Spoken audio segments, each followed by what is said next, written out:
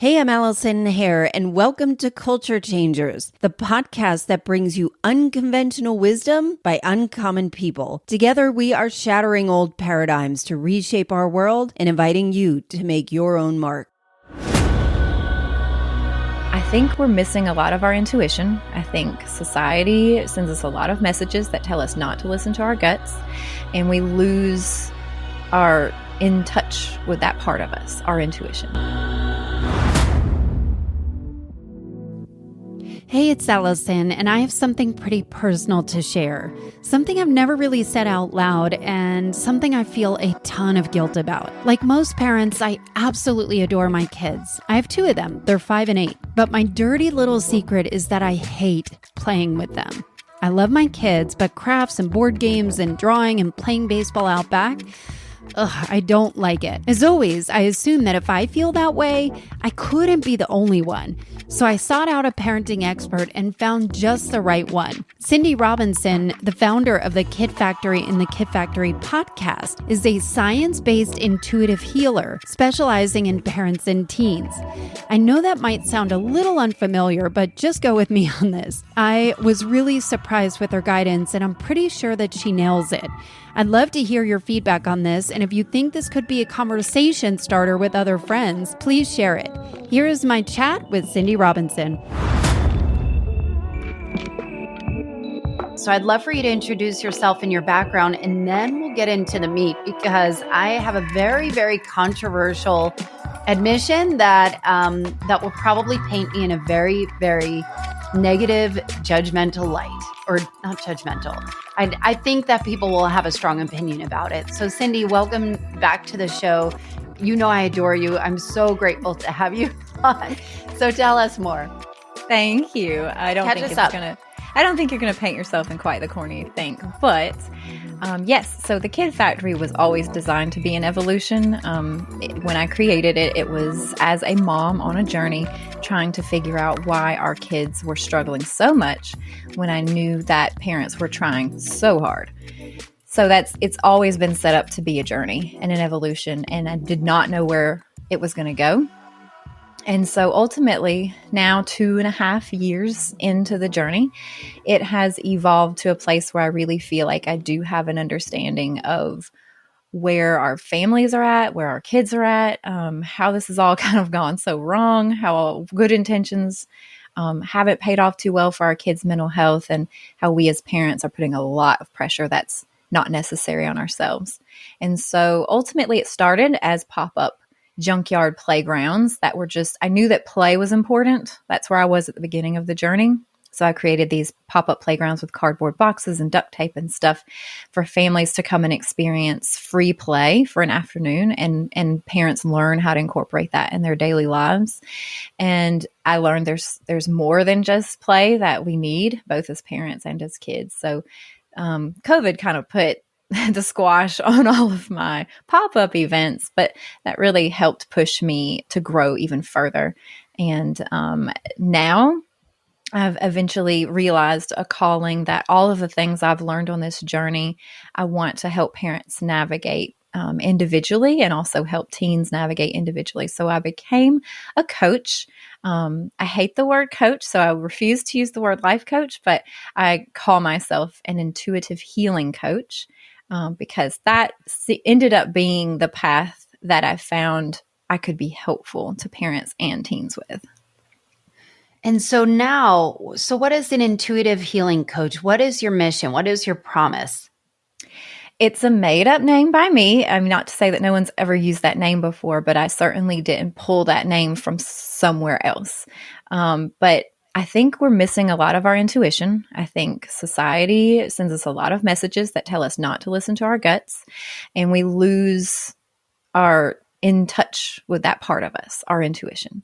And myself, being a survivor of a lot of different types of traumas, I was terrified to heal to a certain level because I thought I was going to unlock something so painful I couldn't handle it, or I didn't want to be crying and sobbing in front of a therapist. I wanted to keep a stiff upper lip. And I learned that actually our intuition can take us where we need to go, and can heal us in a way that doesn't feel as invasive or intrusive. And so through mentorships with hypnotherapists and tons of trainings, I have learned how to tap into your intuition without it feeling like so violating. And you heal at your own pace. And I think when we give ourselves permission to do that, that's when real change happens. That is so profound, Cindy. And I'm so excited to have you on because I feel like through the pandemic, especially, parents are faced with their own perceived shortcomings, whether it is society-based, whether it is their own internal measuring stick of what a good parent is and what a good employee is and how, what a good wife or husband or partner is. And it's really challenging. I know for myself that when my kids' school closed down and I was juggling work and juggling managing their education at home and, a marriage and parenting and all of that stuff. And I felt like I came face to face with how not great of a parent I am. I was yelling at them more. And one of the reasons why I reached out to you is because I realized that I hate playing with my kids. I hate it. I love my kids. I adore them with all my heart. And there are things that I absolutely cherish. Like I love when they ask me really difficult questions about why does somebody die? Where do they go? Tell me about sex. They're not asking about that. But I love being able to have meaningful conversations with them. But when it comes to sitting on the floor and playing with them or inventing something, I feel awful. I feel like I would rather stick hot pins in my eye. And, from a controversial perspective, I don't know that I've ever heard anybody say that. And I thought, if I'm feeling this way, I am sure that I'm not the only one. And I thought, I reached out to you. You're always my go-to parent of, how do I navigate this? Because I really have been feeling awful. Like I'm missing out on my kids' upbringing because I just don't want to do it. And they beg me for time. They beg me to play with them, to watch them, to do all of these things. And I don't want to do it. And I will do it, but it's limited. And so I'd love to figure out how can we unpack this? If I'm making the assumption that I'm not the only person that feels that way, where do I go from here? Where does somebody go from here to kind of unpack what that looks like? And I'd be curious to get your take. And why you? Why you? Why should I tell you? Yeah. Well, it's a lot to unpack. I think if we'll just pretend like if you're in a session with me, the first thing the word that keeps coming to my mind is inadequate. It feels like you feel inadequate as a parent. And I think you're certainly not alone in that. How that presents itself is a million different ways. For some parents, it's not wanting to play. For some parents, it's not having enough time to play, but wanting to. And so, feeling inadequate's not new. In parenting, it feels like it comes standard with the parenting package. But the other thing is you could look at it two ways. You could either want and be passionate about learning how to be playful, or you could give yourself permission not to be. Maybe you're just not the girl that they play with. And I think as parents, especially since the pandemic, we feel like we have to play every role in our child's life. And that's just not the case. I mean, in fact, when it comes to, you think nature versus nurture. Nurture, what do you think? Parent. What is nurture? It's parenting. But that's not even true. About half of that are friendships. Okay. So if you think of half of who your child that, isn't in their DNA, who they're going to become, you only have to play half of that role. You only have to get that right half the time, honestly. The other half goes to friendships and other relationships. Grandparents, aunts, uncles, friends, cousins, whatever. So delegate that out, just like you would delegate anything else out. If you don't like to play, don't play. And you say you're the only one. You're not the only one at all. In fact, there's a lot of parents, and some of it trends as kind of trauma responsey to playfulness and play. What we think, and I assume what you mean by Say play. Say that again about trauma response? Yeah. So a lot of parents have what's considered like a trauma response to play. So they dissociate. Like, do you find that if you're on the floor, you just kind of zone out? Totally. You have trouble focusing on what it is you're supposed to be doing?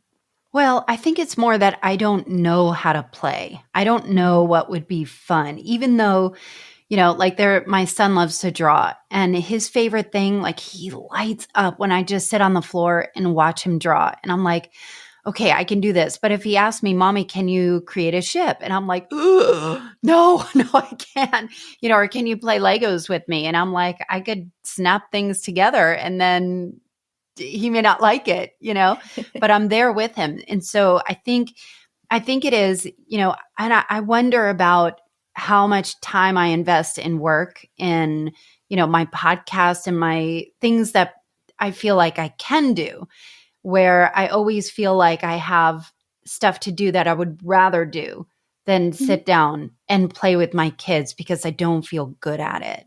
Mm-hmm. So I wonder if it is, I don't know if it's a trauma response or just not feeling like I enjoy or know what would be fun.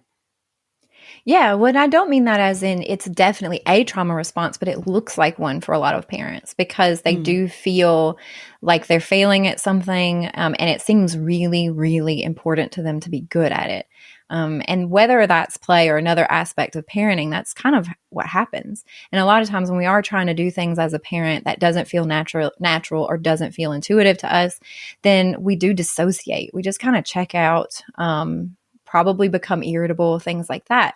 So it's just you reminding yourself every time you go to play with them, you're reminding yourself of something that you feel like a failure at. So you could take one or two ways. One is try and dive deeper into what is it about play? Is it a vulnerability thing, or is it just not your thing? But maybe getting to the bottom of playfulness. Are you playful in other ways? Or not do really. you really not enjoy? Really. Yeah. So you need to maybe either tap into, okay, what is that about? Because playfulness and joyfulness don't have to go hand in hand, but you do need to make sure that joyfulness is part of your life. So if you're just kind of always distracting yourself and always working, and play becomes this sort of mindless downtime that your brain starts to attack you, because you don't like to have downtime, then you might want to look at that and start to think about why that might be and what is your root of not being able to have that quiet time. But if you're able to have joyfulness in other things and it's just not this, then honestly, then delegate the play. You have two, luckily. So delegate the play to each other. It's okay to say, Legos aren't really my thing. You and your sister go play Legos, or you go play by yourself. I think we don't know that's okay to say. It's totally fine to say. And then, like I was saying to you earlier, I'm a big believer in it's better to have an authentic parent than to have a parent who forces herself to pretend she likes play. Can you say that again? That is so culture changing. That is so now profound. That you put all the pressure on. Yeah, say it again. It is absolutely true. It is, in the end, it is better to have an authentic parent than to have a parent who is pretending to do all the things they think a good parent does. So, tap into your authenticity. And if you just genuinely don't like these, if there's something hurting inside of you that is triggering, you didn't get to enjoy playfulness, and now doing it with your children, you just feel like a failure. That's something that you maybe need to heal. But it doesn't mean that definitely is something broken in you that you need to heal. It could just mean this is not your thing. And you can spend quality time with your kids having deep talks at bedtime and going, if you like hiking or whatever way you are experiencing joyfulness, you can incorporate them in it. And that's fine. Like that can be it. You don't have to play.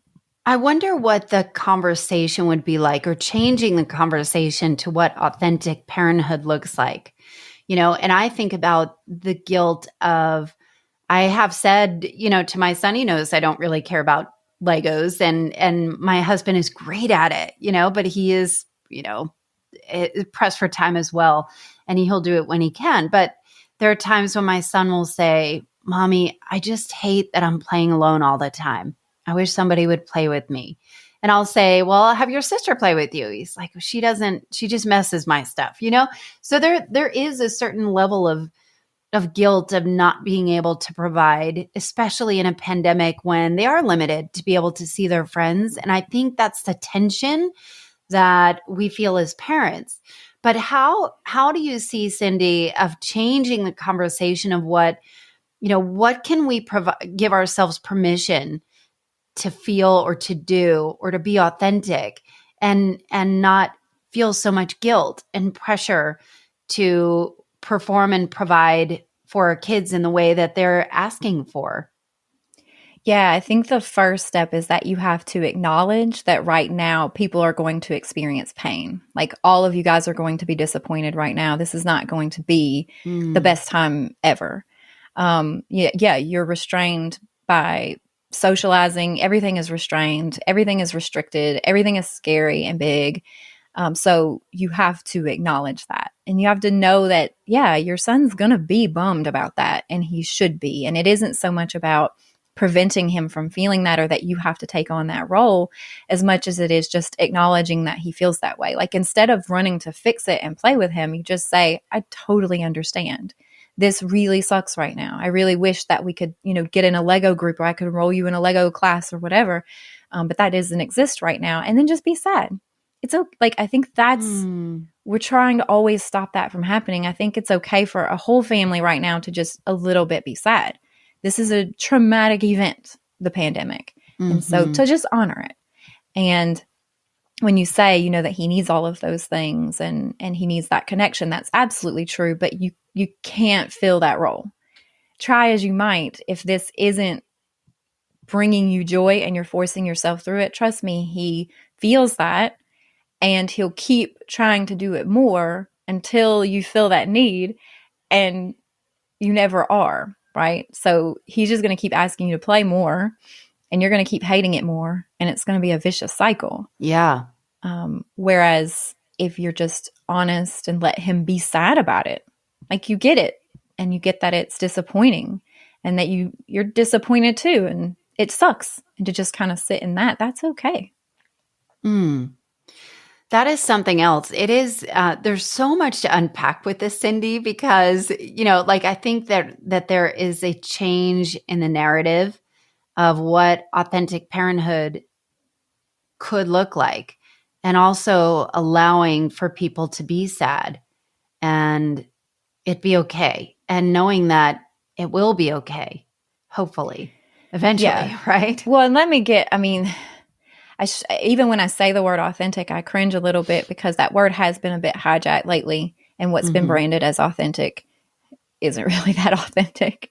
So, and that's where I turn to the word intuitive because, but it's the same. In the end, the message is the same. It's just that the thing you're thinking here is the thing that comes out of here as much as possible.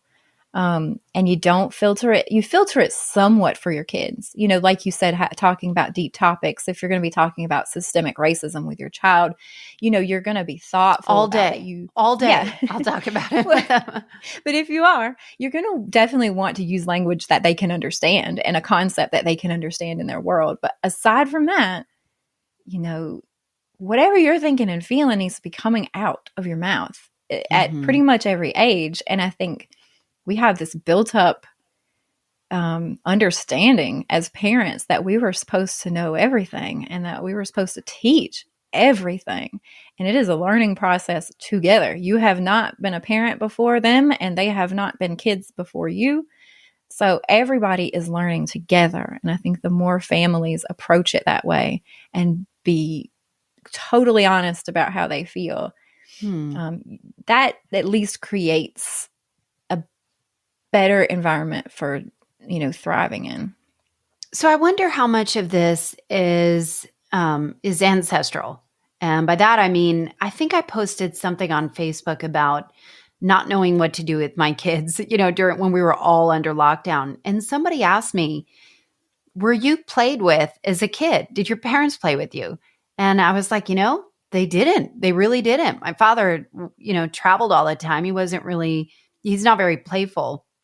And my mom, I don't think she's very playful either either, and was dealing with raising 6 kids at once, And I wonder, but my brothers and sisters are really good at playing with kids. So I don't like they all got the cooking gene. I didn't. They all got the gene to be able to play, easily and happily with kids and be very delightful. Where I'm like, I have no idea what I'm doing. I wonder how much of that is from how we're raised. And I'm curious about you. You're so abundantly creative. I'm wondering how much that plays into it. Is that even a factor? It's a factor, but it's the same thing of you come with your DNA, right? You come with how you're baked, and then you just start bouncing off the environment around you and reacting based off your DNA of the things that happen to you. And so where your parents weren't that playful, it maybe just happened that your siblings were cooked in the right way that they respond to that by being, oh, I wasn't played with. I'm going to go out there and I'm going to play with my kid all day long. And then sometimes they respond like you, where they're like, I didn't develop that skill set in childhood and it doesn't come naturally to me anyway. So I'm double lost. So as far as just how that the same for me, I am a very creative person, and I think I am very intuitive and insightful about things, but some of that I definitely have inherited from wonderful people in my life, and some of that is a direct reaction to my childhood of being intentional to do things differently. So, just like everybody else, I've had people who raised me who hurt me, and I've had people who raised me who helped me. And this is what you ended up with. For better or for worse, this is what you got. But I don't think anybody should be trying to be me, and nobody should be trying to be you. We should just be being honest about who we are. And there's so much about parenting that we need to take off our plates. What do you think would be like if you were thinking of practical ways to kind of untangle the expectations around parenthood? What would be your guidance for parents that are struggling with any of this? What is your mission around this? Primarily is do your research, or you can follow the Kid Factory and I'll do it for you if you want. There's so much real science and evidence out there that contradicts what we're told as sort of the default mode of parenting. And so much of it is about brain development and DNA and not being capable of molding and engineering and shaping a child. And when you really do your research, what you are ended up with, trust me, for 2.5 years, I have been trying to get to the bottom of this. And ultimately what I figured out is that this has to be collaborative. Your child knows themselves better than you know them. And that's really difficult to accept until you've gone down the rabbit hole like I have. And so collaborating with them on their upbringing. And that doesn't mean spoiling them rotten at all. There's plenty of evidence for the beauty of chores and working hard, and they have to contribute to the family, of course. But not having this weight on your shoulders that you're so responsible for who this human becomes, and instead working on yourself. And if I could make every parent realize something, it would be that if they knew that healing their own wounds and healing themselves and understanding and knowing truly who they are has a much larger impact on the outcome of their children than any parenting strategy or white knuckling or I'm going to be the best parent ever for this kid. You can do that all day long, but I have lived it. I have had the full evolution, and I'm telling you that only through me healing my wounds, which I thought I couldn't heal. I thought this is as well as I get, and the best chance I have of creating happiness is just raise a child who's happy. I'm not ever going to get past this part of happiness. It's just not for me. I just too broken, too hurt, whatever it is. And I found out that's not true. And my son ended up struggling with mental health issues because I wasn't willing to heal it. And I firmly believe that what we're not willing to heal, we pass on to our children. So He was showing. Let me sit with that for a second. Say that again. Wow. What we aren't willing to heal, we pass on to our children to have to heal themselves. Damn.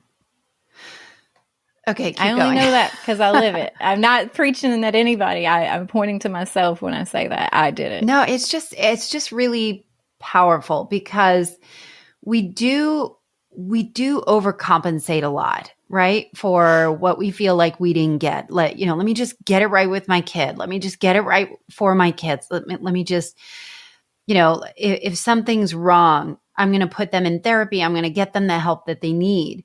And what I realized, and you know this, Cindy, is that, just to put it out there, my son, I believe he's 8, that he, would feel things really, really deeply. And I'm like, I wonder, is he suffering from depression where he'd be just, destroyed when somebody would not include him at school? And I was like, is he depressed? Is this anxiety? Is it something else? And I reached out to you and said, who do you know who might be able to help? And you said, I think he might be a highly sensitive person, which is an actual thing. And Yep. so, and I'd recommend a play therapist. So my son has been in play therapy. And, my husband, he is great with the kids and he can play with them, but he's not, both of us are kind of in the same camp where it's not entirely natural for us to just get on the floor and just go for it and not, get lost in it. And, we both feel like the therapy is for us as parents, that we need the help probably way more than our son does, and my son loves play therapy. He loves it. He thinks it is so fun, of course, and the help has been really helpful to us as well. But I understand. I think there's a lot more work to be done, at least personally for me, that maybe there are areas that I've never explored that are kind of putting me up against this wall over and over again of just feeling, like you said, inadequate and feeling like I'm getting this wrong. I would say as a parent, I feel like I'm getting this wrong on the regular, and I know I am not alone in that. And so where do you even begin? Well, and the really cool thing about what you said was this wall you keep hitting and you don't know what it is. And that you run into that a lot, where parents feel inadequate or they feel like something's wrong and they feel like it's them, but they don't really know what it is. Once you've kind of relieved those pressures of like, what is your responsibility versus what isn't, oftentimes there is still something there. And like I said about until you heal, you're going to see it through your children. And so that is actually where I ended up creating this intuitive healing coaching that I started. Was I realized how much I didn't know what to heal. I didn't know what to do next. I had done therapy. I had done all the things that a person's supposed to do in order to heal, and still felt a little broken. And I was like thinking this is how it will always be. And something just said, no, Cindy, no, this can't just be all it's going to be. And that's when I realized that our subconscious, if we can find ways to tap into it, there's so much there that tells us what we need to heal.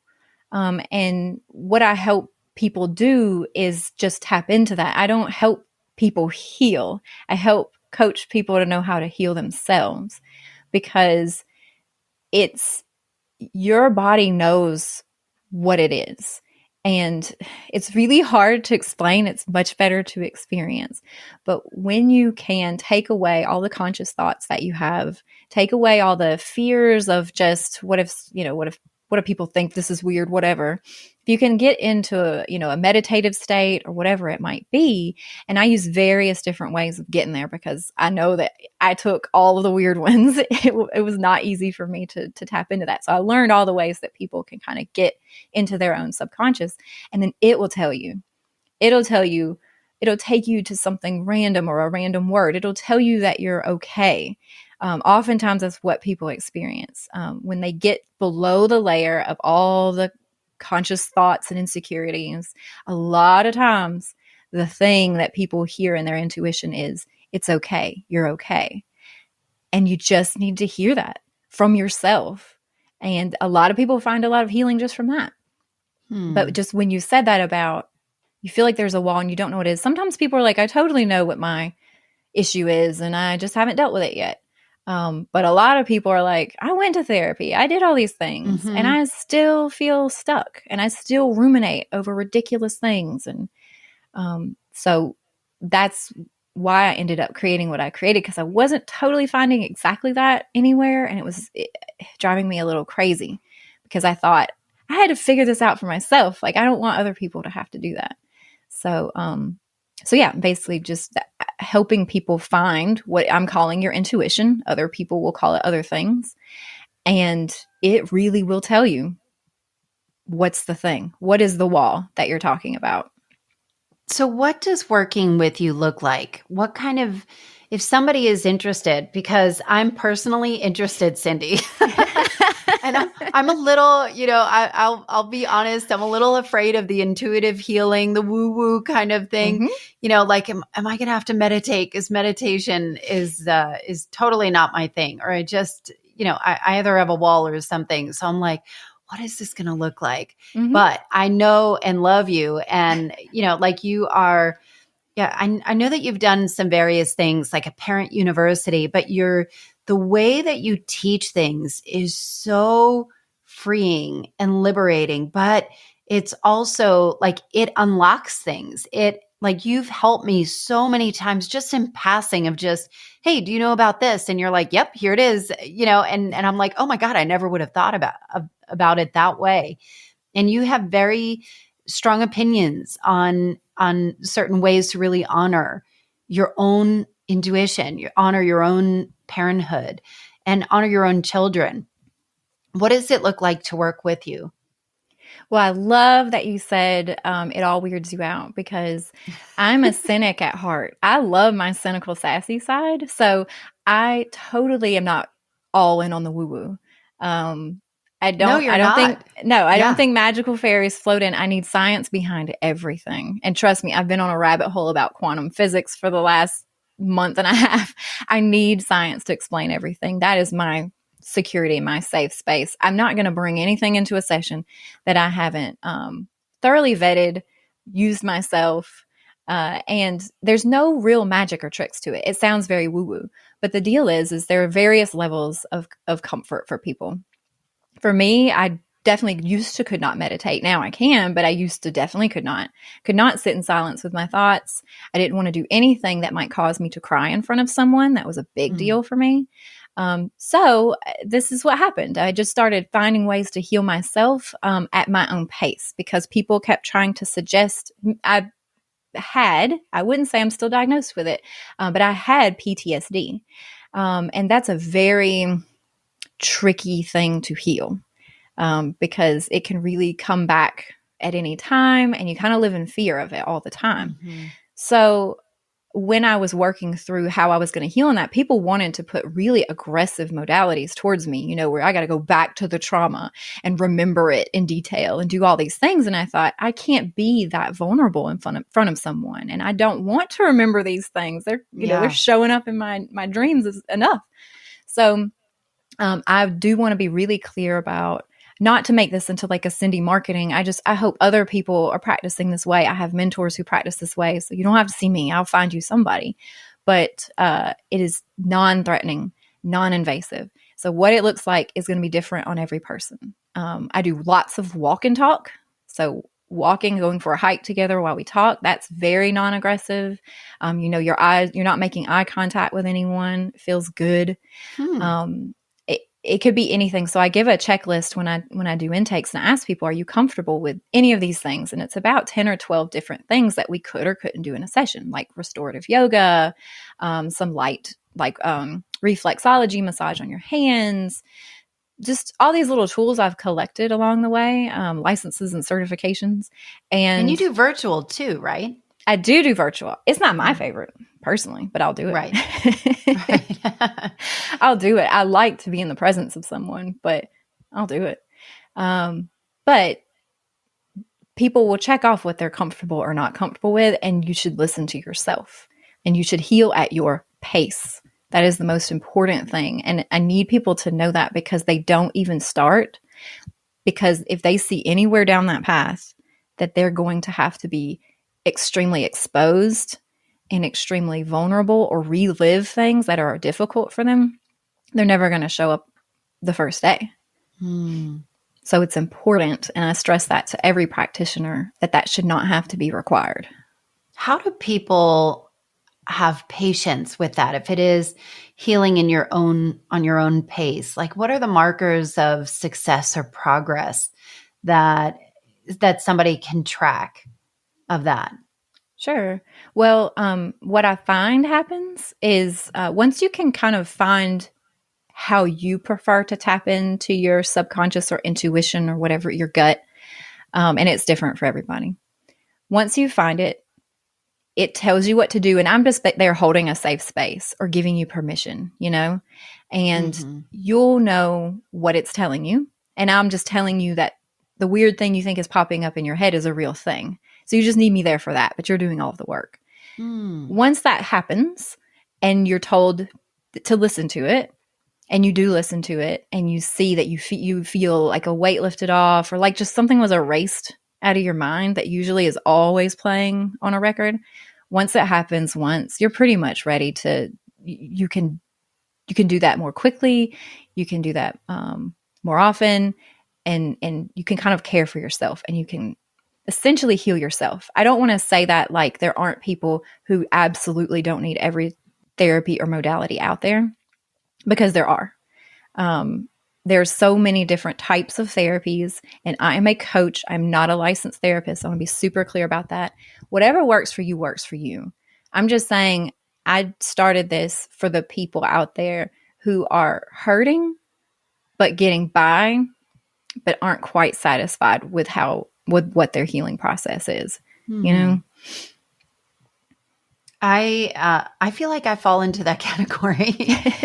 I feel like I've overcome some really big challenges, like disordered eating, like that. I understand. I relate to what you said about it. No longer is a thing. It's like when you have hiccups and then you don't realize they've gone away. They're just gone, and you're not worried about it all the time. Your mind isn't exploring that aspect. And so I wonder, I do think the pandemic has brought up a lot for us as parents or as people in general. Do you specialize in parents? And is it female, male, or what is it for you? It's probably going to be mothers. So I work with parents and I work with teens. I would say mostly moms. And I would say when I work with teens, it's because they're super excited about who I am and what I do. It's the first question I ask parents, because most parents will call someone about their child way before they'll call someone about themselves. And so I get way more calls about teens that I pivot towards working with the parents, because teens who like think I'm awesome and they want to work with me and they want, they just can't quite get themselves together. Maybe they're a little ADHD and they need life goals, or that whatever it is they want to process, anxiety. That I do that, and it's fine. But I think I prefer to work with the moms, because I think they're carrying around a lot more, and they're a lot more seasoned. So they once they get it, once it clicks with them, they make rapid progress. And so I usually feel like most of the time, if the parent comes in instead, the trickle effect onto their child is going to be greater than working with their child directly, if that makes sense. Wow, that's powerful. So how can people find you? thekidfactory.org is that's the main hub. That's where you can find the podcast, where you won't have to hear me talk all the time. I'll talk to a lot smarter people than me. Will you stop, Cindy? You're brilliant. And then, that's where you'll find everything, honestly, is thekidfactory.org. And Kid Factory on Instagram as well. You're really active on there, _kid_factory.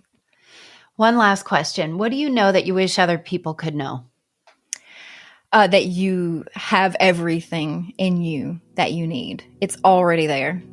I guarantee you, because I have been on the other side of that, where I thought I needed a whole lot more than I had to give. You have it. Like, you definitely have everything already there. It's just a matter of connecting with it and communicating with it. It is there. Thank you for returning to Culture Changer, Cindy. The way you serve others is pretty spectacular. I've linked all of her info in the show notes and strongly recommend you follow everything she does because it is gold. As for me, I have a brand new website, a brand new podcast called The Podcaster's Journey, a new blog called The Podcaster's Journal, a brand new live slot on Wednesday evenings on Clubhouse in the Club Pod Club, and I'm continuing to help new podcasters get their shows out into the world, and so much more. Please DM me on the socials or through my website and let's connect. I want to hear from you about this episode. Everything is in the show notes. And as always, thank you for listening and sharing, and I'll see you next week.